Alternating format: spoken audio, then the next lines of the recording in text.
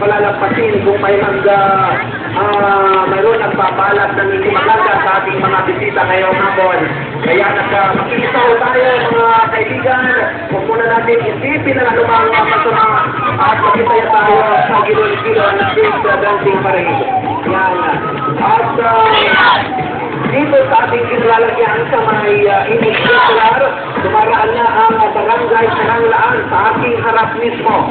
Barangay Karanglaan, so mayroon bang natitira na nasahuli ang Barangay Galero, Pires, St. Albert, Latin Chico, Lupoy, Lucao, Maluet, Mamalingling, Mangin, Mayumbo, Pantal, Poblacion Oeste, Pugarao, Pugaro, Talipigao, Talisay, Tambak, Tapuat, Sibing, at Manawag National School, Bugo Chico, at UL Drama Bugle Falls, at Silson of Dagupan, at siyempre, hindi maiwasan, hindi gumawa ang ating mga political candidates kung mayroon man, kasama rin sa Gilon-Gilon Street Dancing Parade, at kasama